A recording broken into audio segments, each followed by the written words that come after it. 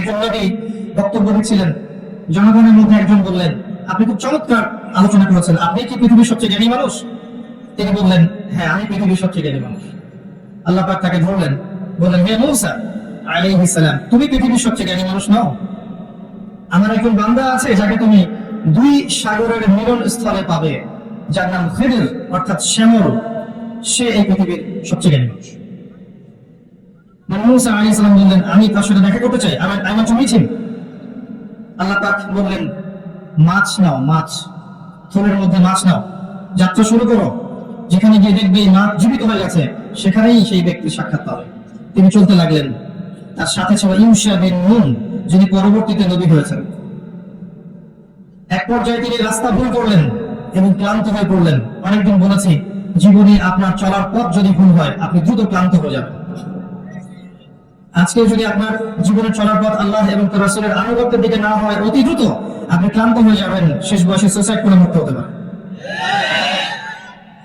যদি আপনার জীবনে চলার পথ আল্লাহর পথে হয়, শেষ বয়সেও আপনি মুনকার ছাড়তে পারবেন ইনশাআল্লাহ।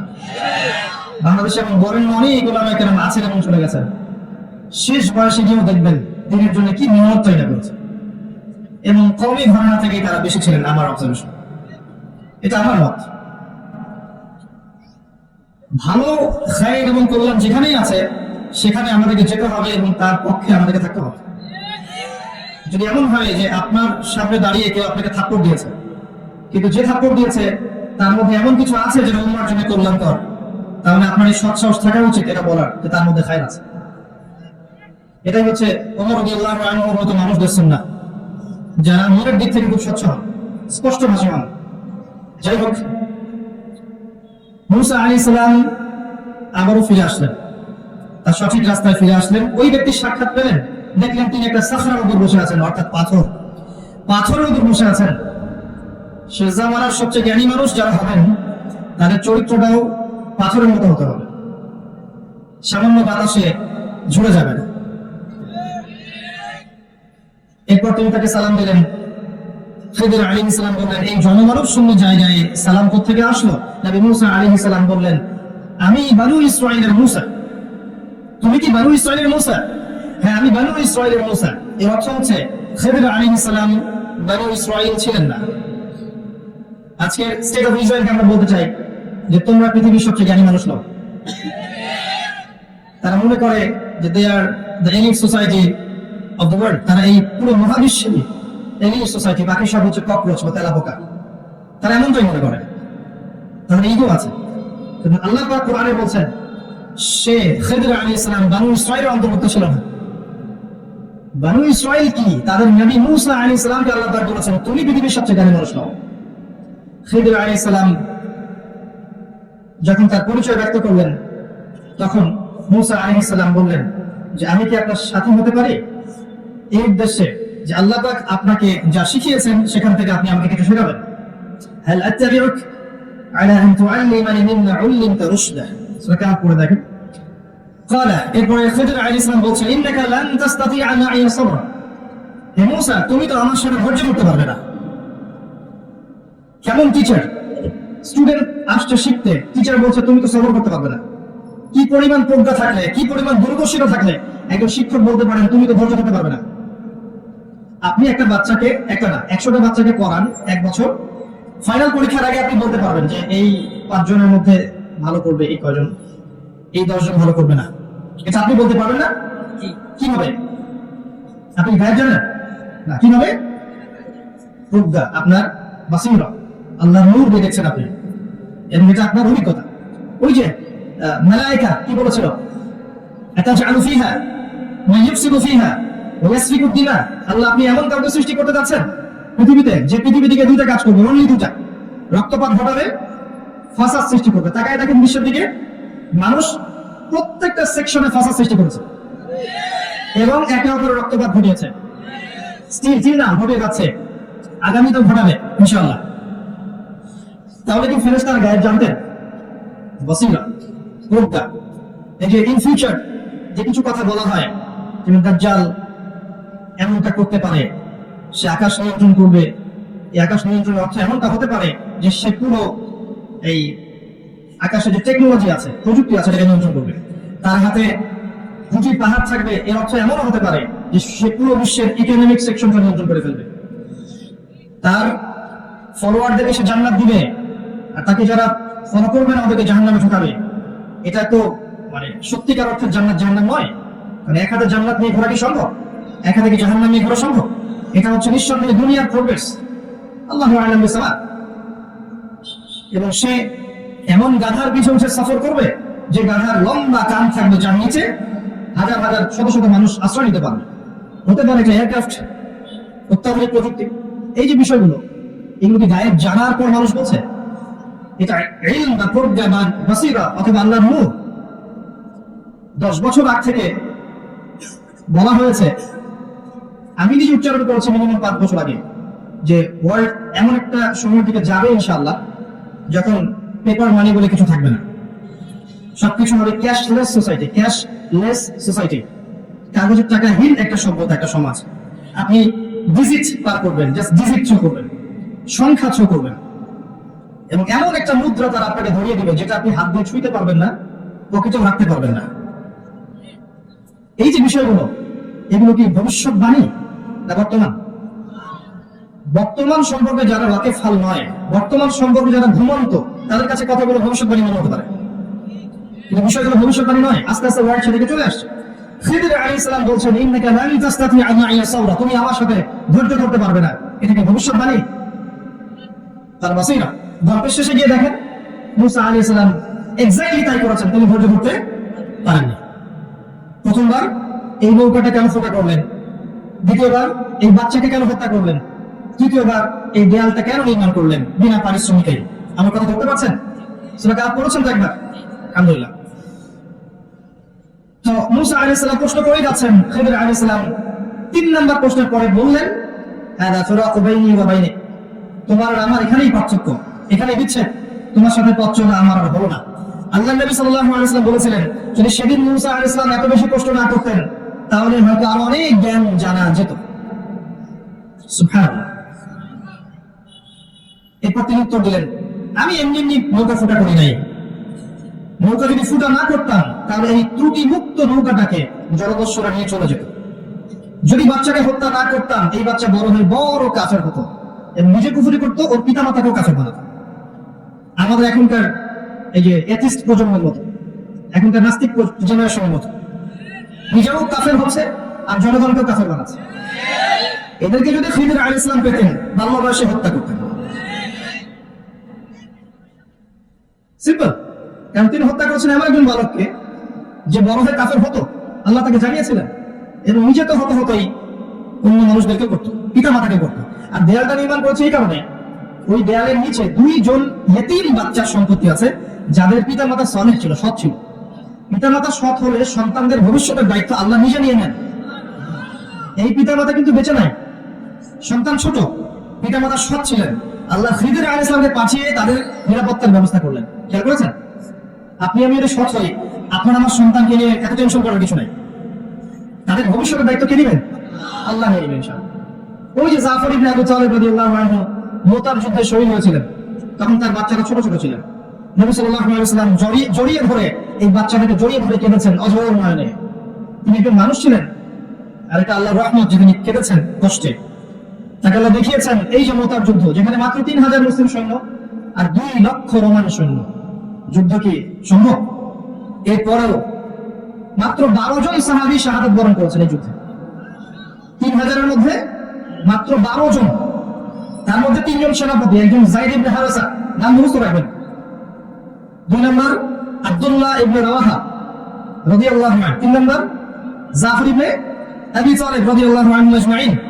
একজন শহীদ হচ্ছেন, আল্লাহর রাসূলকে দেখানো হচ্ছে, তিনি বলছেন এই মাত্র যায়েদ শহীদ হলো, এই মাত্র আব্দুল্লাহ ইবনে রাওয়াহা শহীদ হলো, এই মাত্র জাফর শহীদ হলো।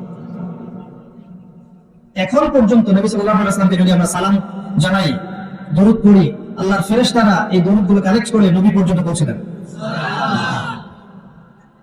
তো জাফর রাদিয়াল্লাহু আনহু শাহাদাতের সময় নবী সাল্লাল্লাহু আলাইহি ওয়াসাল্লাম খুব কষ্ট পেয়েছেন, মনক্ষুণ্ণ হয়েছেন। কিছুক্ষণ পরে আবার মুচকি হেসেছেন। তখন সাহাবীরা জিজ্ঞাসা করেছেন যে আপনি হাসছেন কেন ইয়া রাসূলুল্লাহ সাল্লাল্লাহু আলাইহি ওয়াসাল্লাম? নবীজি বলছেন সাল্লাল্লাহু আলাইহি ওয়াসাল্লাম, আমি এইমাত্র দেখলাম জাফর আমাকে সালাম দিয়ে গেছে, এইমাত্র দেখলাম যে তাকে তার 2 কাটা হাতের বিনিময়ে আল্লাহ পাক 2টা জান্নাতের পাখা দিয়েছে, এবং এটা দিয়ে সে জান্নাতে ঘুরে বেড়াচ্ছে এবং ফল খাচ্ছে।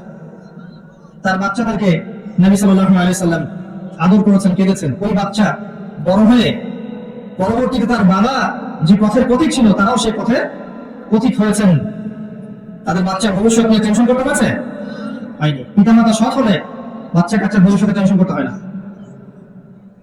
একটা কথা বলতে চাই, এই 3 জন সাহাবী শাহাদাত বরণ করার পরে আল্লাহ রাব্বুল আলামিনের একজন তরোয়াল সাইফ, তিনি পতাকা হাতে নিয়েছেন এবং তার হাতে আল্লাহ পাক এই যুদ্ধে মুসলিমদের বিজয় দান করেছেন। তার নাম কি বলতে পারবেন? শুকরান।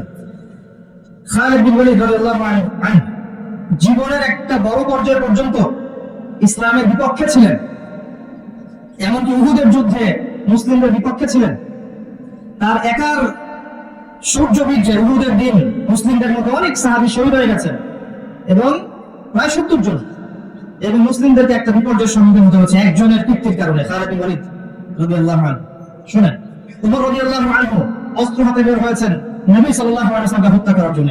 সেই ওমর রাদিয়াল্লাহু আনহুকে আল্লাহ পাক ইসলামের দ্বিতীয় খলিফা বানিয়েছেন। সেই খালিদ বিন ওয়ালিদ রাদিয়াল্লাহু আনহুকে আল্লাহ পাক মুতার যুদ্ধে এমন সূর্য বীর্য দিয়েছিলেন যে তিনি বলছেন, আমার হাতে ওই দিন 9টা তরোয়াল ভেঙেছে। কয়টা? 9টা তরোয়াল আমার হাতেই ভেঙেছে। তারা চিন্তা করেন কতজন কাফেরকে সে জাহান্নামে পাঠিয়েছে। আমি একটা বিষয় বলার জন্য কথাটা বললাম। এখন যারা ইসলামের বিপক্ষে আছে, প্রত্যেকটা সেকশনে উপর থেকে নিচ পর্যন্ত কাউকে আন্ডারস্টিমেট করবেন না। সবার কাছে ইসলামের দাওয়াত পৌঁছাতে হবে। এমন হতে পারে এখন যারা ইসলামের স্পষ্ট বিরোধিতা করছে, এই মানুষগুলোর মধ্য থেকেও আল্লাহ পাক ওমর এবং খালিদ বের করতে পারে। ইসলাম সাম্প্রদায়িকভাবে দাওয়াত দিবেন, আমভাবে সবার কাছে ইসলামের দাওয়াত পৌঁছে দেওয়ার চেষ্টা করতে হবে। আল্লাহ তৌফিক দান করুন। খিদর আলাইহিস সালাম 3টা কাজের কারণ ব্যাখ্যা করলেন। এখান থেকে আপনার দৃষ্টিভঙ্গিটা হচ্ছে এমন, নবী মুসা আলাইহিস সালাম বাহ্যিক চোখ দিয়ে দেখেছেন, আর খিদর আলাইহিস সালামের কাছে আল্লাহর নূর, প্রজ্ঞা এবং বাসীরা ছিল। কথা কি বুঝতে পারছেন? নবী মুসা আলাইহিস সালামের কাছে বাহ্যিক চোখে আপাত দৃষ্টিতে মনে হয়েছে এটা খারাপ, এটা ঠিক নয়, এটা অনুচিত, কিন্তু খিদর আলাইহিস সালাম দূর পর্যন্ত দেখতে পাচ্ছিলেন এবং তিনি প্রত্যেকটা বিষয়ের গ্রহণযোগ্য কারণ ব্যাখ্যা করেছেন। দৃষ্টিভঙ্গি হচ্ছে আপনার এমন, এই জামানায় যদি আপনি ফিতনা থেকে বাঁচতে চান, আপনি যদি ফিতনাময় পরিবেশে সমস্যাগুলো ফাইন্ড আউট করতে চান, করণীয় ফিক্স করতে চান, বাহ্যিক চোখ দিয়ে সবকিছু দেখলে হবে না। খিদর আলাইহিস সালামের মতো হৃদয়ের চোখ উন্মুক্ত করতে হবে, হৃদয়ের কান উন্মুক্ত করতে হবে এবং কলব দিয়ে উপলব্ধি করার চেষ্টা করতে হবে। আল্লাহ পাক তৌফিক দান করুন। সূরা কাহফ এই দৃষ্টিভঙ্গি নিয়ে পড়ার চেষ্টা করবেন। ইসলাম, বর্তমান বিশ্ব, বর্তমান অর্থনীতি, বর্তমান রাজনীতি, বর্তমান পরিস্থিতি, ফিতনা ফাসাদ, সবগুলোকেই শুধু বাহ্যিক চোখ দিয়ে দেখলে আপনি ভুল করবেন। বাহ্যিক চোখ দিয়ে দেখা শিখিয়েছে পশ্চিমা সভ্যতা। তারা মানব জাতিকে শিখিয়েছে যে জ্ঞান সেটাই যেটা পরীক্ষা নিরীক্ষা পর্যবেক্ষণের মাধ্যমে লাভ করা যায়, এর বাইরে জ্ঞানের কোনো অস্তিত্ব নেই। কাদের সুন্নাহ? সূরা বাকারাতেই আছে, ওয়াইজ কুলতুম ইয়া মূসা, যখন তোমরা বলেছিলে হে মূসা, লান নুমিনা লাক হাত্তা নারাল্লাহা জাহরা, ততক্ষণ পর্যন্ত আমরা তোমার প্রতি ঈমান আনবো না যতক্ষণ আল্লাহকে চাক্ষুষ দেখছি আমরা। এই যে চাক্ষুষ দেখার দর্শন কোথেকে আসছে? ওদের থেকেই আসছে। এখনো পৃথিবীতে ওরাই এই দর্শন দিয়ে যাচ্ছে, আর দর্শন সম্পর্কে আমার চেয়ে তারা ভালো জানে না, আমি তাই মনে করি। এই সাবজেক্টে আমি নিজে পড়াশোনা করেছি। তাদের দর্শন আমি আপনাকে খুব সুন্দর করে ব্যাখ্যা করতে পারবো ইনশাআল্লাহ। তাদের দর্শন এটা, তারা পুরো বিশ্বকে শিখিয়েছে, বুঝিয়েছে চাক্ষুষ যা দেখবেন সেটাই সত্য। যেমন আপনি চাক্ষুষ দেখছেন যে মানুষ মঙ্গল গ্রহে যাচ্ছে, পানির সন্ধান করছে, অতএব আপনি বিশ্বাস করে নেন যে পৃথিবী চিকুক আর না চিকুক, আমরা ভবিষ্যতে মঙ্গল যাচ্ছি ইনশাআল্লাহ। এবং বিভিন্ন গ্রহে তারা প্রাণের সন্ধান করছে এবং আমাদেরকে বোঝাচ্ছে এলিয়েন আছে বিভিন্ন গ্রহে। এলিয়েনে তারা বিশ্বাস করবে, কিন্তু মালায়েকা, আল্লাহর ফেরেশতায় তারা বিশ্বাস করবে না। কারণ কি? আল্লাহর ফেরেশতা চোখে দেখা যায় না, আর কিছু কিছু প্রাণীকে ওরা এলিয়েনের শেপ দিয়েছে, এটা চোখে দেখা যায়। শুনলাম, জানি না ঘটনা সত্য না মিথ্যা। আর আমি মনে করি এই যে তারা যতগুলো কথা বলে তার 90% কথাই মিথ্যা বলে।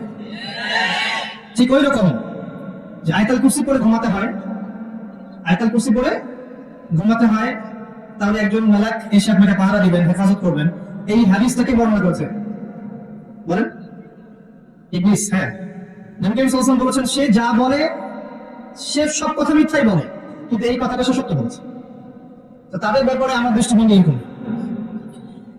তো চাক্ষুষ যা দেখবে তাই বিশ্বাস করবে। এই কারণে সারা বিশ্বে এমন একটা দর্শন সৃষ্টি করেছে যে মুসলিমদের মধ্যে এখন ব্রেইন ওয়াশিং ফিলোসফি চলছে। মুসলিমরাও চাক্ষুষ না দেখলে কিছু বিশ্বাস করতে চায় না। স্পেশালি এই জেনারেশনকে, এই ইয়াং জেনারেশন যারা আছে, এদেরকে বোঝানো একটা বিষয় খুব কঠিন, কারণ তারা চাক্ষুষ দেখতে চায়, প্রমাণ চায়, এভিডেন্স চায়। যেমন শিখিয়ে দিয়েছে এই মহাবিশ্ব সৃষ্টি হয়েছে বিগ ব্যাং থেকে, তাই না? মহাবিস্ফোরণ থেকে, এর বাইরে তারা কিছু বিশ্বাস করবে না। কিন্তু আমরা যখন কোরআন থেকে দলিল দিচ্ছি, আল্লাহ পাক সূরা আম্বিয়া এর 30 নম্বর আয়াতে বলেছেন, আওয়ালাম ইয়ারাল্লাযীনা কাফারু আন্না সামাওয়াতি ওয়াল আরদা কানাতা রাতকান ফাফাতাকনাহুমা। কাফেররা কি লক্ষ্য করে দেখে না যে আসমান সমূহ এবং জমিন একটা বিন্দুর মধ্যে ছিল, একসাথে ছিল, একত্রিত ছিল। ফাফাতাকনাহুমা, এরপর আমরা এটাকে পৃথক করে দিয়েছি, আমি আল্লাহ এটাকে পৃথক করে দিয়েছি। এই যে বিগ ব্যাং এর দলিল সূরা আম্বিয়া পাওয়া গেল, এভাবে দিয়ে ইয়াং জেনারেশন বিশ্বাস করছে। যদি নাসা বলে যে পৃথিবী থেকে লক্ষ কোটি আলোকবর্ষ দূরে একটা গ্রহের সন্ধান পাওয়া গেছে, হীরা দিয়ে তৈরি, জহরত দিয়ে তৈরি, সোনা দিয়ে তৈরি, রূপা দিয়ে তৈরি, ওখানে হুর পরি আছে, ইত্যাদি ইত্যাদি, আগামী দিন এই বিশ্ব ঢালাও ভাবে প্রচার করবে হ্যাঁ এটা ঘটনা সত্য। আল্লাহ পাক শুধু কোরআনেই নয়, তাওরাত, জাবুর, ইনজিলেও বলেছিলেন যে জান্নাত একটা জিনিস আছে, মুত্তাকিদের জন্য আল্লাহ পাক প্রস্তুত করেছেন। এই সভ্যতা এটা বিশ্বাস করবে না, কারণ সে চাক্ষুষ দেখেনি এখন পর্যন্ত। এই যে দর্শন, লান নুমিনা লাকা হাত্তা নারাল্লাহা জাহরা, এটা নতুন দর্শন, এটা প্রাচীন দর্শন, এটা নতুনত্ব দিয়েছে। কিন্তু এখানে মনে রাখবেন, আপনার ইমানের প্রতিটা পিলার অবিশ্বাস বিশ্বাস। কিসে বিশ্বাস? আল্লাহ যদি চোখের সামনে থাকতেন, ফেরাউনও তাকে সাজদা করত। তাহলে এই আয়াত কোথায় যেত? লিনাবলুয়াকুম আইয়ুকুম আহসানু আমালা। আল্লাহ পৃথিবীতে পাঠিয়েছেন পরীক্ষা করার জন্য যে আমাদের মধ্যে আমলে কে উত্তম। আল্লাহ যদি চোখের সামনে থাকতেন, ফেরেশতারা আমাদের চোখের সামনে থাকতো, মানুষ আজরাইলকে দেখতে পায়, মালাকুল মউতকে দেখতে পায়, তাহলে কি পাপ করে? পরীক্ষা হয়। সিম্পল। এটা বোঝার জন্য পিএইচডি করার দরকার আছে? এখন এগুলো বোঝায় ইমানের 6 পিলার প্রতিটাই গায়। আল্লাহকে দেখতে পাই না, বিশ্বাস করতে হবে। মালায়েকাকে দেখি না, এই জায়গা মালায়েকা ঘিরে রেখেছেন, দেখি না, বিশ্বাস করতে হবে। আগের আসমানি কিতাব একটাও দেখি নাই। ইভেন অনেক মুসলিম তো কোরআনও দেখে নাই। এমনও মুসলিম আছে কোরআন দেখে নাই, জানে যে একটা কোরআন বলে একটা কিতাব আছে, বাবা মারা গেলে খুলে পড়তে হয় বা হুজুরকে ডেকে এনে পড়াতে হয়। নিজে পড়াতে তৌফিক হয় নাই, হুজুরকে ডেকে এনে পড়াতে হয়। আর এক শ্রেণীর মাশাআল্লাহ সেরকম মানুষও বের হয়েছে, কোন টাকা পড়ে দিবে, পকেট ভর্তি করে বাসা চলে আসবে। সেও চিন্তা করেছে যাক একে বানিয়ে পাওয়া এটা একটা বুদ্ধি। এরকম পরিণত হওয়া উচিত, যেমন সন্তান তেমন পরিণত হয়েছে। যাই হোক, আসমানি কিতাব সব আমরা দেখি নাই, বিশ্বাস করতে হবে। নবী রাসূলগণ সবাইকে দেখেছেন, আমাদের নবীকেও তো দেখি নাই, দেখেছি, বিশ্বাস করতে হবে। ওয়াল ইয়াউমিল আখির, পরকালের জীবন, কবরের আযাব, ঠিক আছে, পুনরুত্থান, মিজান, ফুলসিরাত, জান্নাত জাহান্নাম দেখেছি, বিশ্বাস করতে হয়। ওয়াল কদরি খাইরি ওয়া শাররি, তাকদীরের ভালো মন্দ দেখেছি, বিশ্বাস করতে হয়। এর ঈমানের 6 পিলার গায়েব নয়, অবশ্যই গায়েব। এই গায়েবের উপর যারা বিশ্বাস করছে এরাই হচ্ছে মুত্তাকি। যালিকাল কিতাব লা রাইবা ফিহি হুদাল লিল মুত্তাকিন আল্লাযীনা ইউমিনুনা বিল গায়ব। কারা মুত্তাকি? যারা এই গায়েবে বিশ্বাস করে, ঈমানের 6 পিলারে বিশ্বাস করে। আসেন এই জ্ঞানতাত্ত্বিক দর্শনটা ঠিক করে লাগে। জ্ঞান আল্লাহর পক্ষ থেকে আসে। কার পক্ষ থেকে আসে? লাকুল হাক্কু মির রাব্বিকুম, এই সূরাতেই আছে 29 নম্বর আয়াতে। লাকুল হাক্কু মির রাব্বিকুম, হক সেটাই যেটা তোমার রবের পক্ষ থেকে নাযিল হয়। সুবহানাল্লাহ। হক, সত্য, মিথ্যা, ন্যায় অন্যায়, ভালো মন্দের মানদণ্ড সেটাই যেটা তোমার রবের পক্ষ থেকে নাযিল হয়েছে। কি নাযিল হয়েছে রবের পক্ষ থেকে? মানুষের মস্তিষ্ক প্রসূত বিদ্যা, বুদ্ধি, দর্শন, কনস্টিটিউশন, কি নাযিল হয়েছে? আল্লাহর কিতাব। যখন তাওরাত নাযিল হয়েছিল, তাওরাতই ছিল হক। যখন জাবুর নাযিল হয়েছিল, জাবুরই ছিল হক। যখন ইনজিল নাযিল হয়েছে, ইনজিলই ছিল কি? হক। এখন আছে কোরআন, কিয়ামত পর্যন্ত থাকবে কি? কোরআন। তাহলে হক বাতিলের মানদণ্ড কি? অবশ্যই এর ব্যাখ্যায় সুন্নাহ আসবেই, আসবে না? নাকি শুধু কোরআন মানবেন, সুন্নাহ মানবেন না? এক শ্রেণীর মানুষ বের হয়েছেন এখন, শুধু কোরআন মানি, সুন্নাহ হাদিস মানি না, সুন্নাহ মানি না। এটা আরেকটা বড় ফিতনা। আল্লাহ পাক কোরআনে বলেছেন যে ওয়া মা আতাকুমুর রাসূলু ফাখুযুহু ওয়া মা নাহাকুম আনহু ফান্তাহু। রাসূল তোমাদেরকে যা দিয়েছেন সেটা কি করো? গ্রহণ করো। রাসূল যা থেকে নিষেধ করেছেন তা থেকে দূরে থাকো। হাদিস না মানলে কিভাবে এর উপর আমল করবে? এই ফতোয়ায় পাবেন না। হাদিস আল্লাহর পক্ষ থেকেই এসেছে, এটা আলাদা কোনো উৎস থেকে আসেনি। ওয়া ইয়ানতিকু আনিল হাওয়া ইন হুয়া ইল্লা ওয়াহয়ুন ইউহা। রাসূল সাল্লাল্লাহু আলাইহি ওয়াসাল্লাম নিজের মন গড়া কোনো কথা বলেন না, তিনি ওইটাই বলেন যে আল্লাহর পক্ষ থেকে ওহী করা হয়। সো কোরআন এবং সুন্নাহ ছাড়া হকের অন্য কোনো মানদণ্ড আছে? নাই। এবার আসেন, এই কোরআন এবং সুন্নাহ যদি ইলমের মানদণ্ড হয়, জ্ঞানের উৎস হয়, তাহলে আমাদের এর উপর কিছু করণীয় আছে না? আমাদের করণীয় হচ্ছে প্রথমত আল কোরআনকে পড়তে শেখা। কি করণীয়? প্রথম, তারপরে নিয়মিত তেলাওয়াত করতে শেখা বা চর্চা করা। এরপর আমাদের কাজ হচ্ছে কোরআনের অর্থগুলোকে বোঝা, কোরআনের আদেশগুলোকে মেনে চলার চেষ্টা করা, নিষেধগুলোকে বর্জনের চেষ্টা করা, এবং কোরআনের দাওয়াত মানুষের দুয়ারে দুয়ারে পৌঁছে দেওয়ার চেষ্টা করা। আল্লাহ পাক আমাদের সবাইকে তৌফিক দান করুন। দৃষ্টিভঙ্গি বুঝলেন, খিদর আলাইহিস সালামের মতো হওয়ার চেষ্টা করেন। এরপরে আপনি সূরা কাহফটা পড়ার চেষ্টা করেন। প্রত্যেক জুমার দিন পড়তে হয়। প্রথম দিকে আয়াতগুলো মুখস্থ করার চেষ্টা করেন, প্রথম 10, কমপক্ষে শেষের 10। কিছু আয়াত মুখস্থ করে ফেলবেন, এতে আপনার লাভ আছে। আমার পরামর্শ, সূরা বাকারার প্রথম 5টা আয়াত পারা যাবে না? সূরা ফাতিহা একটু পারেন মাশাআল্লাহ, সূরা ফালাক, নাস, ইখলাস, সূরা কাফিরুন, সূরা বাকারার 255 নম্বর আয়াত আয়াতুল কুরসি, শেষের 3টা আয়াত, তারপরে আপনার সূরা হাশরের শেষের 3 আয়াত, সূরা জিন প্রথম 10, সূরা কাহফ প্রথম 10 শেষের 10, সূরা মুলক, সূরা ইয়াসিন, সম্ভবত সূরা রহমান, সূরা ওয়াকিয়া। এই যে আয়াতগুলো আছে এগুলো একটু মুখস্থ করার চেষ্টা করা যায় না? পারবো না ইনশাআল্লাহ? সারা বছরে আমরা এখন পর্যন্ত মাশাআল্লাহ 1-200 বই পড়ি নাই? পড়েছি ইনশাআল্লাহ, পড়েছি না? আমরা বই পড়েছি, উপন্যাস পড়েছি, আমরা বাংলা, ইংরেজি, অঙ্ক, ফিজিক্স, কেমিস্ট্রি, বায়োলজি মাশাআল্লাহ অনেক কিছু পড়েছি, পড়ি নাই?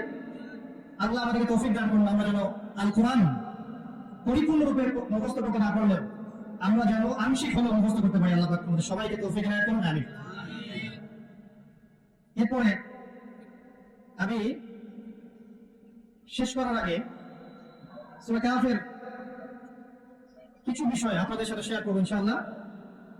সেটা হলো সূরা কাহফ আপনাকে শেষ জামানা থেকে বাঁচাবে ইনশাআল্লাহ। এর মধ্যে একটা গল্প আছে, আসহাবুল কাহফের গল্প। তার গল্প, এই আসহাবুল কাহফের গল্পটাকে খুব ভালো করে পড়বেন, পড়লে আপনি বুঝতে পারবেন যে এই গল্পের মধ্যে এমন কিছু একটা আছে যেটা আপনাকে মাসিহুদ দাজ্জাল, সমসাময়িক ফিতনা এবং চলমান বৈশ্বিক ফিতনাগুলো থেকে বাঁচাবে ইনশাআল্লাহ। তাদের মূল কাজটা ছিল এই যে তারা ঈমান নিয়ে এসেছিল, প্রথমে ঈমানটা গোপন রেখেছে, এরপর ঈমানটাকে প্রকাশ করেছে, ঈমানের দাওয়াত মানুষকে দিয়েছে। দাওয়াত দেওয়ার পর কিছু মানুষ, মানে বেশিরভাগ মানুষই তাদের দাওয়াত কবুল করেনি। তারা ওই জায়গা থেকে হিজরত করে চলে গেছে, চলে গিয়ে একটা গুহায় আশ্রয় নিয়েছিল, সেখানে আল্লাহ পাক তাদেরকে 300 বছর ঘুম পাড়িয়ে রেখেছেন। ঠিক আছে, ঘুম পাড়িয়ে রাখার পর আল্লাহ পাক উঠিয়েছেন এমন সম্প্রদায়ের কাছে যে সম্প্রদায় পরকালে বিশ্বাস করত না। আল্লাহ পাক এই ঘটনার মধ্য দিয়ে আল্লাহ রাব্বুল আলামিন পরের জেনারেশনের মানুষকে শিক্ষা দিয়েছেন যে পরকালটা সত্য। আসহাবুল কাহফ এমন একটা যুগের মধ্যে ছিলেন যেই যুগটা কিন্তু বর্তমান আধুনিক দাজ্জালের সভ্যতার মতোই ছিল। সেখানেও এরকম শিরক ছিল, সুদ ছিল, জিনা ছিল, আপনার কুফর ছিল, হারাম সবকিছু ছিল। আপনি মিলিয়ে দেখবেন তারা ওই যুগেই থেকেছেন। এই যুগেও যারা আসহাবুল কাহফের মতো ঈমান নিয়ে আসবে, ঈমানকে চর্চা করবে, তারপর দাওয়াত প্রদান করবে এবং ঈমান প্রতিষ্ঠার চেষ্টা করবে, এক পর্যায়ে তারা দেখতে পারবে যে পরিবেশ পরিস্থিতি তাদের অনুকূলে থাকছে না। এই সময় আপনার কাছে অপশন হচ্ছে ফিতনা থেকে টোটালি নিজেকে ডিসকানেক্টেড করে স্বতন্ত্র থাকার চেষ্টা করা। নিজে থাকুন, নিজের পরিবার নিয়ে থাকুন, নিজের স্বার্থের মধ্যে নিজের দাওয়াতের কাজ করতে থাকুন, ফিতনাময় পরিবেশ থেকে নিজেকে সরিয়ে রাখুন। কম কথা বলেন, কম মানুষের সাথে মেশেন, ফিতনায় কম যান। আপনি আপনার নিজের আমল পরিবারকে নিয়ে ইসলামকে নিয়ে চলার চেষ্টা করেন, আপনার সাধ্যমতো যতটুকু করার এতটুকু করেন। আর যদি একসময় দেখেন ফিতনায় মোটেই টিকতে পারছেন না, আসহাবুল কাহফ যেমন ডিসকানেক্টেড হয়ে গেছে, এভাবে ফিতনাময় পরিবেশ থেকে নিজেকে আড়াল করে নেন। এই একটা মাত্র অপশন আছে যদি আপনি এই ফিতনাময় জর্জরিত পরিবেশ থেকে নিজেকে সেভ করতে চান। প্রথমেই ওই লেভেলে যাওয়ার প্রয়োজন নেই, প্রথমে আগে তাদের মতো ঈমান নিয়ে আসেন, এরপর ঈমানের চর্চা করেন, ঈমান প্রচার করেন, দিনের প্রচার প্রসার প্রতিষ্ঠার চেষ্টা করেন, সমস্যা আসলে ফেস করতে থাকেন। একটা পর্যায়ে গিয়ে যদি দেখেন যে আপনি কোনোভাবেই ফিতনাময় পরিবেশে টিকতে পারছেন না, তখন সেখান থেকে আপনি সরে যান। সরে গিয়ে নিজে, নিজের পরিবার এবং আপনার মতো করে যারা চিন্তা করে তাদের সাথে মিলেমিশে থেকে দিন নিয়ে টিকে থাকেন, তারপরেও ফিতনাময় পরিবেশে চলে যায় না। এছাড়া আপনার কাছে বৈশ্বিক ফিতনাময় পরিবেশ থেকে বাঁচার